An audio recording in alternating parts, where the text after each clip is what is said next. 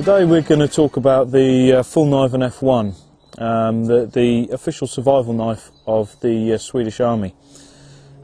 This comes in a really heavy duty leather sheath, right-handed, with a nice flat closure over the top and a good sturdy belt loop held with 2 rivets at the back here. You can also get it in a Kydex sheath option, which you can either have belt mounted or use as a neck knife. The knife itself is made from VG10 steel. The blade is laminated, so it has 2 soft sections and a hard section running through the middle, which makes the knife blade very, very resilient. You can have a very, very hard steel core without the knife being brittle. It has quite a thick blade. It's a 4mm blade, but because it's a convex grind, it thins down to a very, very fine edge very quickly. It has a through tang that goes all the way through the handle, and as you can see, protrudes from the butt at the end here, so the knife can actually be hammered into things if need be. Not necessarily something I'd recommend, but in a survival situation, who knows how you're going to need to use it. So that's the full knife and F1. Now let's put it through some tests.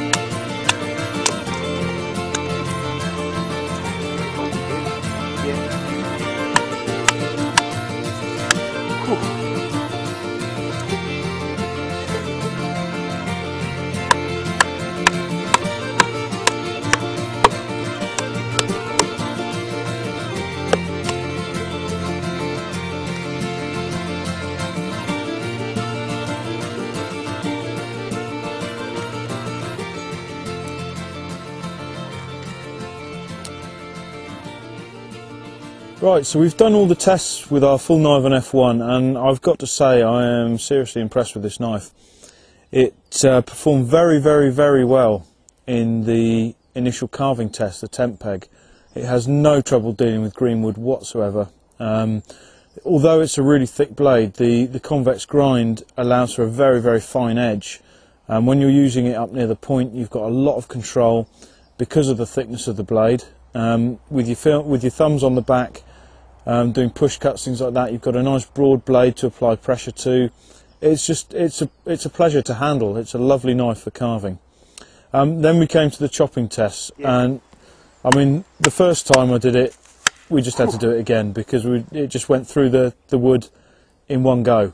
It's such a solid knife, and with the thickness of the blade, you can give it a good solid crack straight through, no problems at all.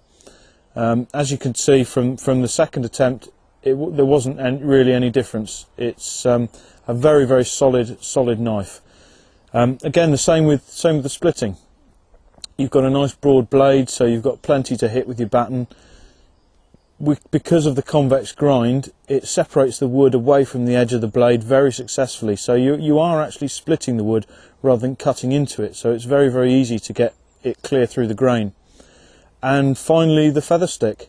Now, this is probably the only place where the knife even remotely had any problems. Not because of sharpness. Again, it did a perfectly good feather stick, but because of the convex grind on the blade, it's very difficult to keep the edge against the wood. So the slightest turn of your wrist lifts the edge off and takes your sliver of wood off with it. So it's a little bit tricky to feather stick with, but I'm sure with practice it would get easier. But it's a minor problem. I mean, the knife is bulletproof. It is constructed solidly through and through. Nice grippy handle.